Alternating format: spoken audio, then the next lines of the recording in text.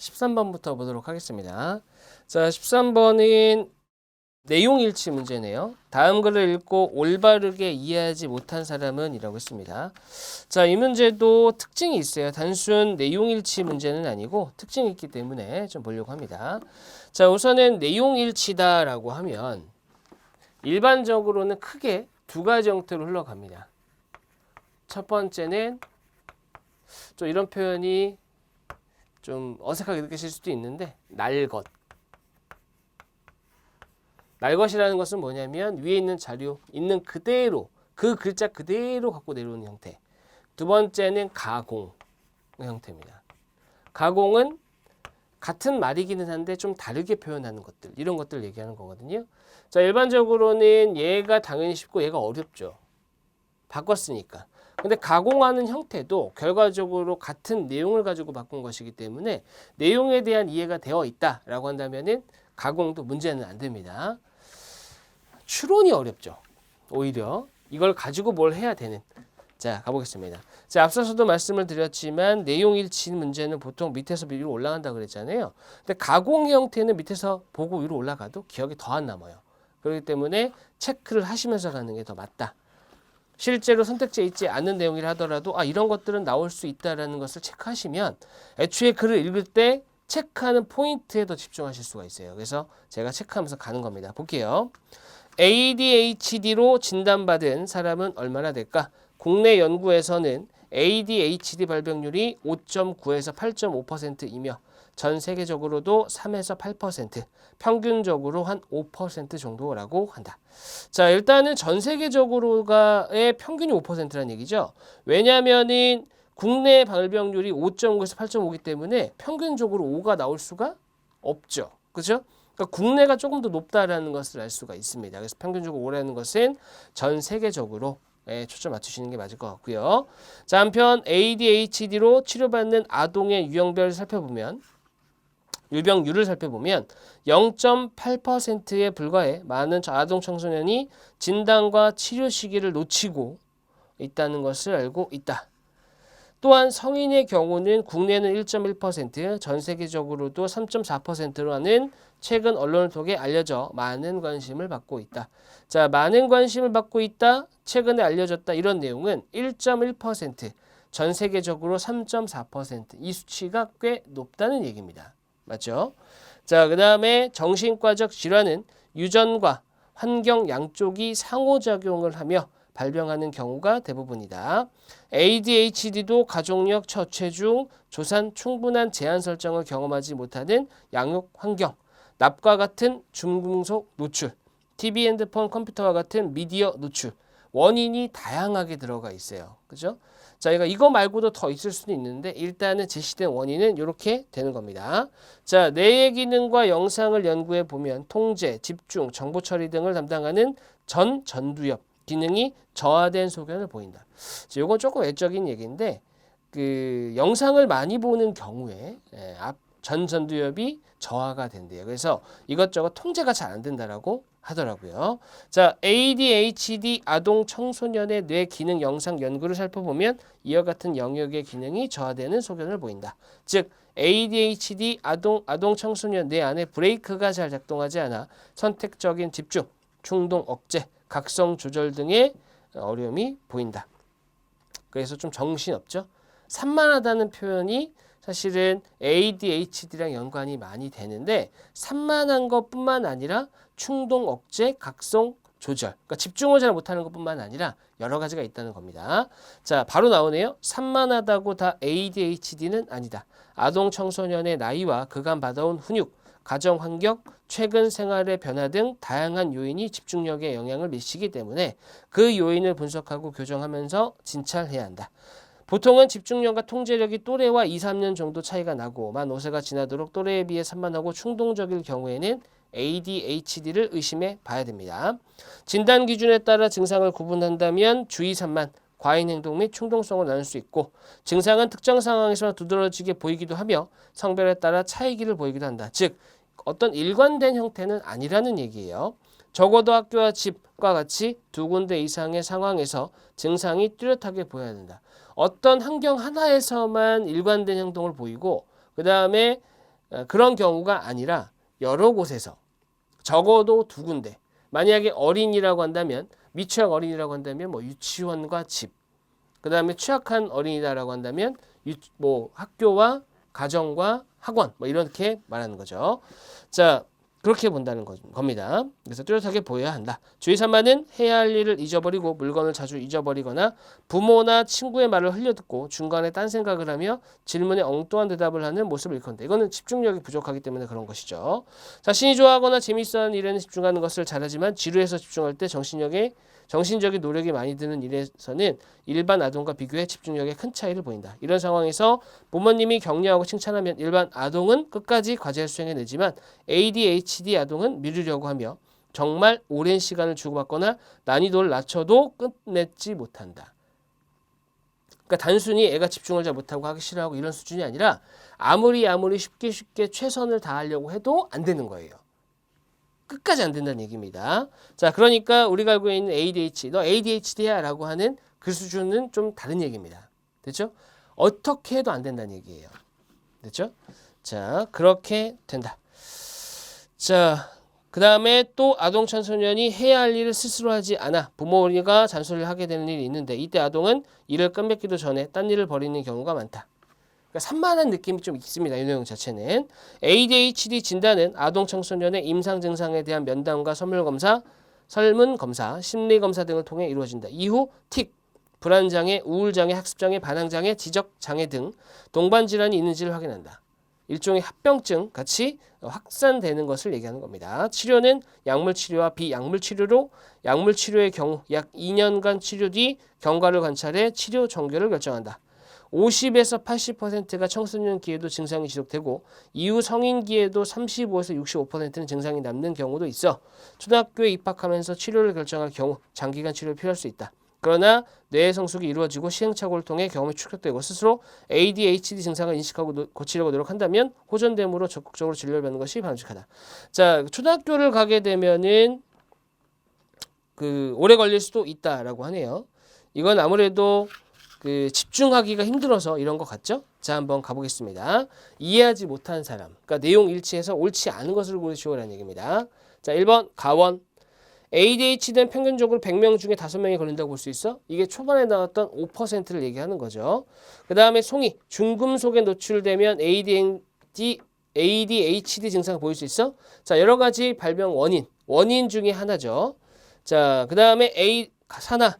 ADHD는 정보 처리를 담당하는 내 영역이 제대로 기능을 하지 못한 거죠. 전전두엽에 문제가 있다.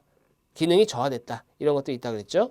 다음 4번에 집에서만 부모님의 말을 흘려듣고 엉뚱한 대답을 한다면 ADHD라고 볼 수 없죠. 왜? 최소 2군데 이상은 한다고 그랬으니까. 그렇죠?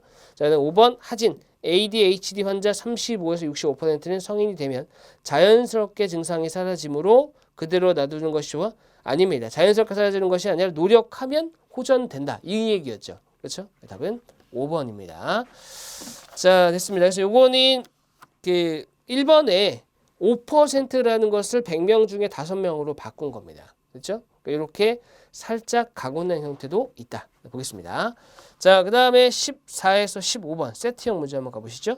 다음 글을 읽고 이어지는 질문을 답하시오 그랬는데 14번 같은 경우는 글의 내용을 올바르게 파악하는 사람, 결과적으로 뭐예요? 내용 일치. 그 다음 15번은 글의 주된 서술 방식. 이게 되게 국어스럽지만 시험에 나와요. 서술 방식이 어떻게 되는지. 그렇죠? 자, 그래서 좀 문제 자체는 내용 일치에 포커스를 맞추고 글 자체가 어떻게 흘러가는지를 알려면 선택지에 어떤 것들이 있는지를 봐야 되겠죠. 1번 대상이 지닌 문제점을 파악하고 이를 해결하기 위한 방안을 제시하고 있다. 자, 그래서 문제 파악, 해결 방안 제시. 2번 대상과 관련된 논쟁을 비유적인 표현을 통해 묘사하고 있다. 논쟁거리가 있어야 돼요. 서로 부딪히는 부분이 있어야 됩니다. 3번 구체적인 예시를 통해 대상의 특징을 설명하고 있다. 예시가 여러 개 나열돼 있거나 또는 예시 자체에도 좀 구체적이다. 그렇죠? 그러니까 디테일한 예시가 들어가 있는 경우가 바로 해당되는 경우가 되겠습니다. 그 다음에 4번에 시간의 흐름에 따라 대상의 변화. 과거부터 현재. 자, 5번 대상을 여러 측면에서 분석하고 현황을 소개하고 있다. 분석이라는 것 자체가 쪼갠다라는 의미가 있거든요. 얘는 이래 이것도 있고 저것도 있고 이런 의미를 가지고 있다. 이렇게 가는 것이 분석입니다. 자, 한번 볼게요. 특징을 잡으면서 가보겠습니다. 자, 리튬은 원자 번호 3번이며 알칼리 금속이다. 리튬은 아르헨티나와 칠레 등 남미, 호주에 대부분 생산되며 소금호수로 불리는 염호에서 리튬을 채굴한다. 리튬을 비롯한 알칼리 금속은 쉽게 전자를 잃어버리고 양이온이 되는 특성이 있으며 전자를 잃은 리튬은 리튬 이온 상태로 존재한다. 자, 일단은 전자를 잃어버리고 양이온이 되는 특성이 있대요. 알칼리 금속이면서. 됐죠? 자, 리튬의 특성을 살펴보면 가장 큰 장점은 가볍대요. 스마트폰이나 노트북 등 이동형 기기가 등장할 수 있었던 것도 바로 이러한 리튬의 특성과 관련이 있다. 이동형 기기에 전원을 공급하는 전지가 무겁다면 들고 다니기가 쉽지 않죠. 이는 경량화를 위해 에너지 효율을 추구하는 전기차도 마찬가지다. 양이온 중 수소를 제외하면 이동 속도가 가장 빠르다. 양이온 중에 거의 두 번째네요. 그죠? 수소가 가장 빠르고 두 번째입니다. 리튬 이온의 이동 속도가 빠르면 더 큰 전기 에너지를 내는 전지로 만들 수 있기 때문에 리튬 이온 전지 같은 성능을 내는 2차 전지로서는 현재로서는 없다고 할 수 있다. 그러니까 지금 리튬 이온 전지가 현재 최고란 얘기입니다.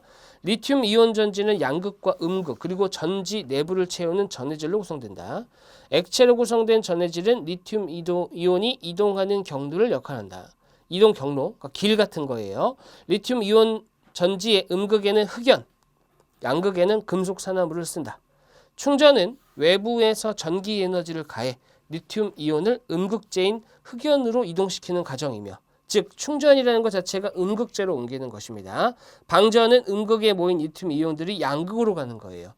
그러면은 충전은 음극 쪽, 흑연 쪽으로 가는 것이고 그 다음에 방전, 쓰는 것은 금속 산화물, 양이온 쪽으로 가는 것입니다. 양극으로 가는 것입니다. 자, 양극재로 쓰이는 금속 산화물에는 보통 리튬, 코발트 산화물이 쓰인다. 충전 과정을 통해 음극에 삽입된 있던 리튬 이온이 빠져나와 전해질을 통해 양극으로 이동한다. 자, 여기 설명이 나왔습니다. 양극으로 이동하는 것 자체가 뭐예요? 전기를 쓰는 겁니다. 자, 이때 리튬 이온 잃은 전자가 외부 도선을 통해 양극으로 이동하게 되는데 이 과정에서 전기 에너지가 만들어지고요. 리튬 이온이 전부 양극으로 이동하면 방전 상태가 된다. 자, 명확하게 이해가 됐어요. 상황 자체가. 이런 흐름 때문에 어떻게 방전이 되는 것인지를 설명하고 있습니다. 다시 외부에서 전기 에너지를 가하면 리튬 이온이 음극으로 모이면서 충전이 돼요. 이 같은 충방전 과정을 반복하면서 전기차나 스마트폰, 노트북 등의 전원을 공급하는 역할을 하는 것이다. 자, 설명이 굉장히 디테일하게 들어가 있습니다.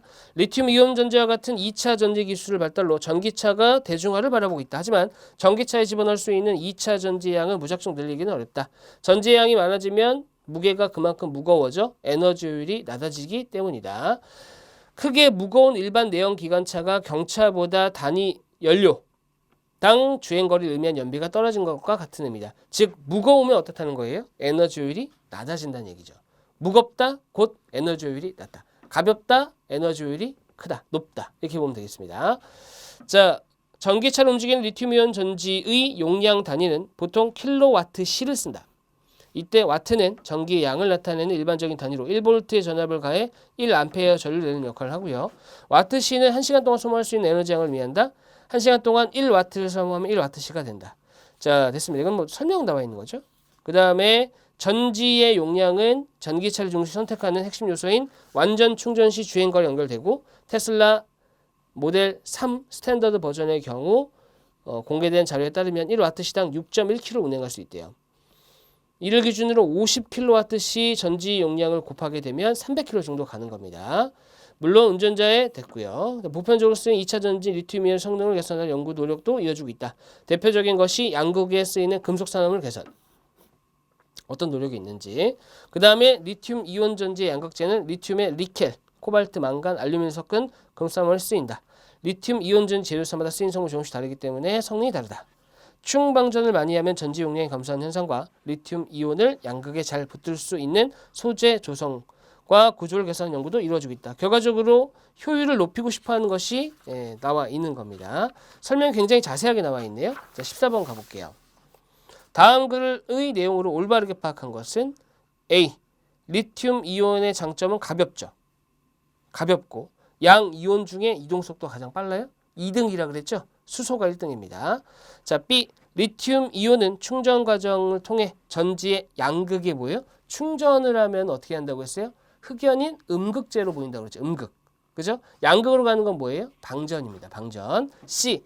내연기관차는 무게가 무겁죠. 그래서 에너지 효율이 그만큼 떨어진다. 무거우면 효율이 떨어진다고 그랬잖아요. 에너지 효율이. C는 맞는 겁니다. D. 테슬라 모델 3 스탠더드 버전이 20kWh로 달리면 약 20km예요? 20km. 보통은 어떻게 한다고 했어요? 보통은 1kWh당 6.1km였나요? 자, 6.1km였어요. 그죠? 자, 그렇기 때문에 20kW시면 약 한 120 정도 간다고 봐야 됩니다. 자, 이 전지의 충전과 방전이 계속되면 전지 용량이 줄어들게 되죠. 그죠? 자, 그렇기 때문에 이런 것들에 대한 연구도 되고 있는 것이고. 됐습니다. 그래서 C, E. 답은 5번이 되고요. 15번은 어떻게 되는 거예요? 구체적으로 이러이러하다라는 예시를 굉장히 많이 들고 있죠. 그죠? 디테일한 설명을 하고 있고요. 그 다음에 테슬라 모델 3 스탠더드 버전의 경우도 덧붙여서 설명을 하고 있습니다. 디테일하게. 자, 그래서 답은 3번이 되겠습니다. 자, 그 다음에 모듈형 문제 한번 가볼게요. 16번입니다. 실제로 한국전력 같은 경우도 그 모듈형 문제가 많이 나옵니다. 많이 나오고요. 최근에 나왔던 시험 같은 경우에는 모듈형이 그냥 너무 쉽게 나왔어요. 그냥 딱 봐도 알 수 있는 정도의 모듈형도 나옵니다. 그래서 결과적으로는 이제 주요 과목에서 판가름이 나는 것인데 어찌됐건 간에 문제에서 모듈형은 나온다. 추세가 요즘에는 피듈형이라고 해서 어려운 유형뿐만 아니라 이렇게 모듈형, 그것도 주요 과목에서도 등장합니다. 꼭 기억하세요. 자, 가 가보겠습니다. 가부터 다의 문제 유형 올바르게 짝지으신 것은 그렇습니다. 일단은 세 가지 형태가 있어요. 그걸 알고서 문제 한번 볼게요. 발생형. 그 다음에 두 번째가 탐색형. 그 다음에 설정형. 일단은 발생이라는 것 자체는 뭐예요? 당장 눈앞에 닥친 겁니다. 차가 고장이 났어요. 차를 써야 되는데. 그런 거죠. 그래서 눈앞에 닥친 일입니다.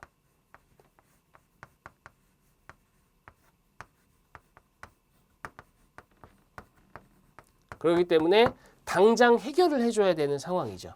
됐죠? 자, 그 다음에 탐색형하고 설정형이 살짝 헷갈려요. 그죠? 근데 탐색형은 뭐냐면은 일단은 현재 상황을 개선하는 것에 목적이 있어요.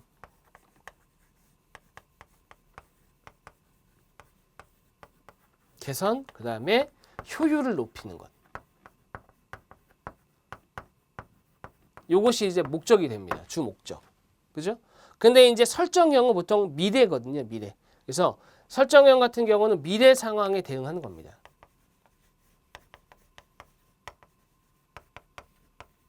대응하는 전략이라고 보시면 되겠죠? 그럼 얘네들의 차이가 뭐냐? 탐색형도 현재 일어난 거 아니고 설정형도 미처 일어난 거 아니에요. 다만 탐색형은 현재 상황을 더 나은 쪽으로 가기 위해서 생각하는 부분이라고 보시면 되겠고, 설정형은 약간 좀 새롭다라고 보시면 됩니다. 새롭다. 예를 들어서 앞으로는 이게 뜰 거야. 그걸 준비하는 거죠. 그렇죠? 그런 것들이 설정형에 해당합니다. 물론 탐색형과 설정형이 접점이 없는 건 아니에요. 그렇기 때문에 문제가 나온다고 한다면 둘의 접점이 아닌 그런 부분에서 나와줘야 됩니다. 자, 한번 가볼게요. A사의 에어컨 판매부서는 현재 어느 정도 매출이 나오고 있는 상황이지만 경쟁사가 늘어나고 있어. 생산성을 높이기 위한 방안을 모색하고 있다. 높여야 돼요. 효율 높이기. 생산성 높이기. 자, 그래서 이거는 탐색형이 돼야 됩니다. 나 작년에 A회사에서 구입한 에어컨을 꺼내 사용하려고 했는데 고장이 났어요. 고장이 났죠. 써야 되는데 발생형입니다. 그럼 끝났네요. 답은 탐색형, 발생형 4번입니다. 다시 한번 볼게요. 에어컨에 주력하던 A회사는 올해부터 새로운 사업으로 공기청정기 분야에 관심을 보이고 있다. 새로운 상황입니다. 왜? 에어컨만 가지고는 안 되니까. 자, 이건 설정형이 되겠습니다. 답은 4번입니다. 4번. 자, 다음 가보겠습니다. 17번. 17번도 모듈형입니다. 다음 상황을 참고할 때 A씨가 물적 자원을 적절하게 활용하지 못하는 이유와 거리가 먼 것은 이랬습니다. 자, 요거는 사실은 이런 문제들은 실제 나오게 되면 어렵지 않게 풀 수 있어요. 그리고 서울교통공사 같은 경우는 일단은 전공을 보잖아요. 사무직을 제외하고 전공을 보는데 애초에 전공은 어렵습니다만 NCS 문제 자체는 심플하게 나옵니다. 자, 이런 특징도 알고 계셔야 돼요. 그냥 단순히 NCS를 본다. 어떤 과목을 본다. 이게 아니라 문제의 난이도는 어떠며 예년의 문제는 어땠고 이번에 출제사는 어디고 이런 분석들이 반드시 필요합니다. 자, 17번 그런 의미로 보는 거예요. 문제 자체는 쉽습니다. A씨는 홈쇼핑이나 SNS 광고를 보다가 혹하여 구매를 자주 하는데 혹하 여기서 끝났죠 이미. 엉망이다 싶죠. 이는 지금 당장은 필요 없지만 추후에 필요할 경우 반드시 생길 것이라는 생각이기 때문이다. 이러다 보니 물건들이 쌓이고 포장 뜯지 않은 박스에 널브러져 있고 그 다음에 물품 정리했는데 필요한 것만 빼놓고 나머지는 창고에 마구잡이로 올려놨어요. 쌓아놓는 거죠. 창고 가보면은 발 디딜 틈도 없어요. 항상 누구나 그래요. 거의 다. 며칠 뒤에 A씨는 전에 샀던 물건이 필요하게 돼서 창고에 들어갔지만 물건이 순서 없이 쌓여져 있어 찾다가 포기하고 돌아서 나오다가 옆에 있던 커피 머신을 떨어뜨려 고장까지 났다. 자, 1번 물품을 정리하지 않고 보관했어요. 쌓아뒀죠. 2번 보관 장소를 파악하지 못했으니까 못 찾은 거예요. 그 다음에 물품이 훼손됐죠. 커피 머신이 깨졌다. 물품 분실했나요? 분실한 건 아니에요. 어디 둔지 모르는 거지. 답은 4번이고요. 5번 물품을 목적 없이 구입했기 때문에 어떻게 되는 거예요? 쌓아놓게 된 거죠. 됐습니다. 답은 4번. 자, 그 다음에 18번 같은 경우는 감정은행 계좌 저축 해당하지 않는 것은 이라는 건데 감정은행 계좌라는 게 뭐예요? 감정을 저축하는 거죠. 쌓아두는 거. 신뢰 이런 것과 관련이 있는 겁니다. 자, 우리가 은행 계좌를 만들고 이를 통해 예치와 인출하듯이 인간관계 속에서 신뢰를 구축하거나 무너뜨릴 수 있는 감정은행 계좌라는 것이 존재한다. 이는 사람들이 같은 행동을 하더라도 이 감정은행 계좌에 신뢰가 많고 적음에 따라 그 사람의 행동이 달리 판단되도록 한다. 자, 예를 들어 평소 감정은행 계좌를 통해 서로 신뢰를 구축한 어떤 사람이 실수를 한다면 무슨 일이 있었을 것이라고 생각을 하며 그의 실수에 대해 이해하고 용서하려고 했을 확률이 높다. 하지만 평소 감정은행 계좌로 구축한 신뢰가 적은 경우라면 그 사람에 대해 성실하지 않고 일을 대충 하는 사람으로 생각했을 확률이 높을 것이다. 따라서 사람과 사람 사이에 평소에 감정은행 계좌의 저축은 매우 중요하다. 결과적으로는 신뢰 문제인 거죠. 신뢰 문제입니다. 자, 이때 저축에 해당하지 않는 것은 인출이 아니라 저축. 자, 상대방에 대한 이해와 배려. 저축하는 거죠. 신뢰관계. 그 다음에 사소한 일에 대한 관심. 상대방을 보고서 사소하지만 챙겨주는 형태. 이런 것들 얘기하는 겁니다. 3번에 약속 이행 및 언행 일치. 신뢰죠. 칭찬하고 감사하는 마음. 감정적으로 신뢰관계가 쌓일 수 있습니다. 반복적인 사과. 사과 자체는 맞아요.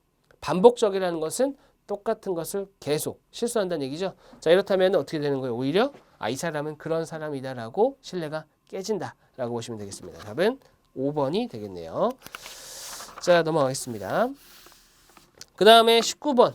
이게 고객 응대하는 것과 관련된 문제가 되는데 이 문제는 굉장히 잘 나오는 유형이에요. 대인관계 능력에서도. 자, 그러다 보니까 고객의 유형별로 어떻게 접해야 되는지 이런 것들을 좀 알 필요가 있습니다. 자, 볼게요. 한번 적절한 걸 찾아야 돼요. 직원 반갑습니다. 고객님 찾으시는 제품이 있나요? 에어드레서가 필요해서요.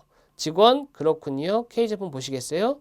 이런 것은 살균 미세먼지 제거 기능 등 냄새 분해 기능만 있었다면 이 제품은 그 기능에 더해 바이러스 제거 기능까지 추가되었습니다. 요즘 같은 코로나 상황에서 적합한 제품이죠. 자, 가격이 얼마인가요? 여기까지 아무런 문제가 없습니다. 가격은 기존 제품의 1.8배 정도로 75만 원이지만 이번에 저희 매장에서는 2021년 신제품으로 5% 할인이 적용되기 때문에 지금 타사 대비 최저가로 구매가 가능합니다. 그랬더니 뭐라고 했어요? 비싸네요. 근데 바이러스가 눈에 보이는 것도 아닌데 제거되는지 어떻게 믿을 수 있죠? 안 믿는 거죠. 그죠? 분명 제품 사항에는 바이러스 제거가 된다고 써있는데도 불구하고 안 믿는 의심형 고객입니다. 그냥 신제품이라고 좀 비싸게 파는 거 아닐까 생각이 드네요. 라고 했습니다. 의심형 고객에게는 어떻게 돼야 돼요? 확실히 의심하지 못하게끔 해야 되겠죠. 의심하지 못하게 해야 돼요.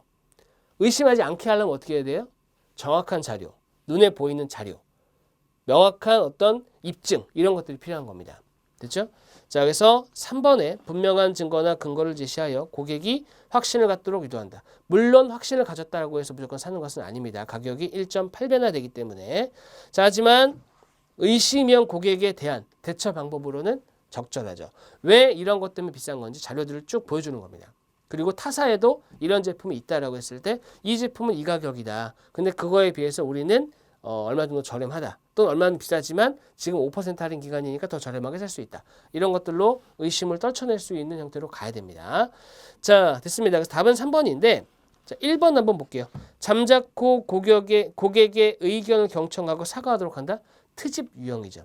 트집 잡는 거예요. 그러니까 말꼬리 잡고 늘어져요. 트집합니다. 트집 잡아가지고 계속 이렇게 컴플레인 넣는 형태. 그럴 때 어떻게 하는 거예요? 상대를 안 하는 거죠. 근데 상대 안 한다는 게 아예 고객 응대 안 한다는 얘기가 아니라 그냥 네네네 하면서 아 불편하셨겠군요. 죄송합니다. 이렇게 가야 된다는 얘기죠. 자, 그 다음에 2번 예, 제가 방금 얘기했던 내용이 나옵니다. 고객의 이야기를 경청하고 맞장구 치고 축혀 세우고 설득까지 하는 것이 트집 유형이 되고요.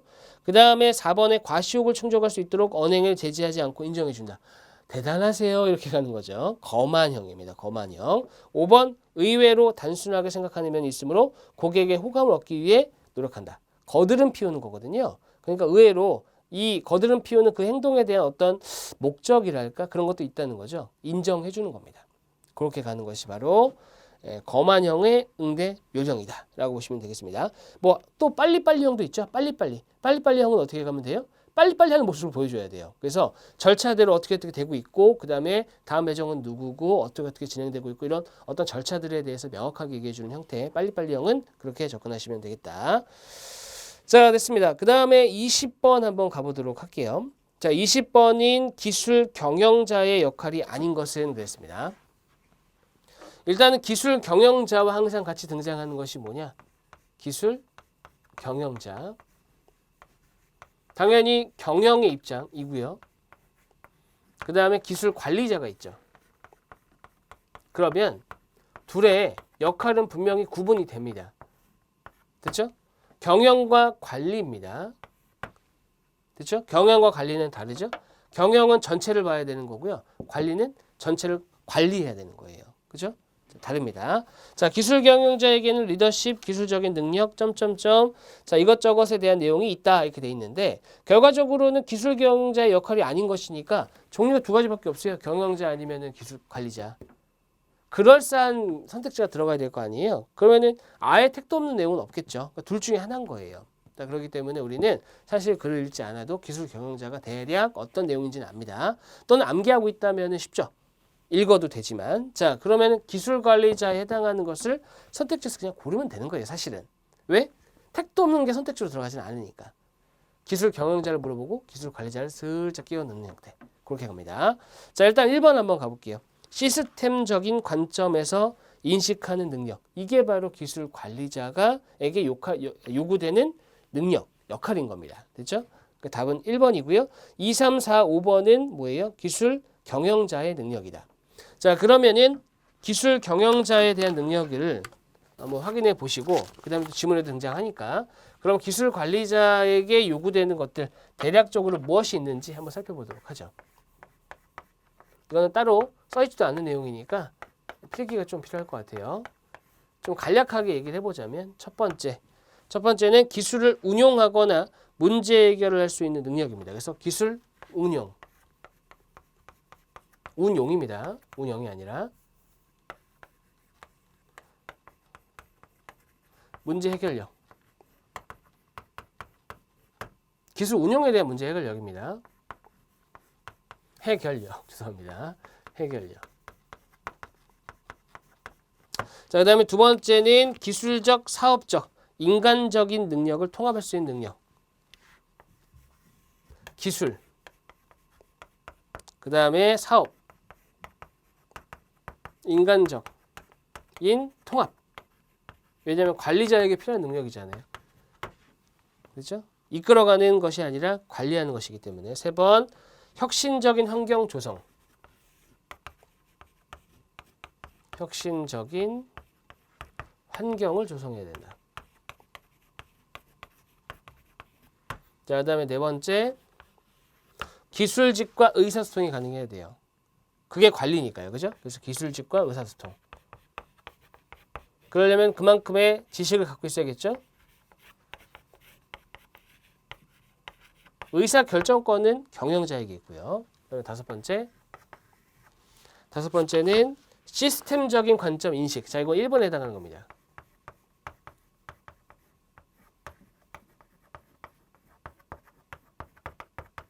자, 그 다음에 6번째, 공학적 도구.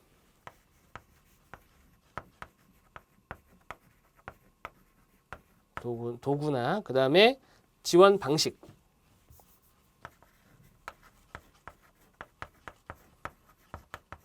알아야 됩니다. 그죠? 자, 그 다음에 7번에 기술이나 추세. 알아야겠죠? 기술의 추세. 그 다음에 8번은 기술 통합.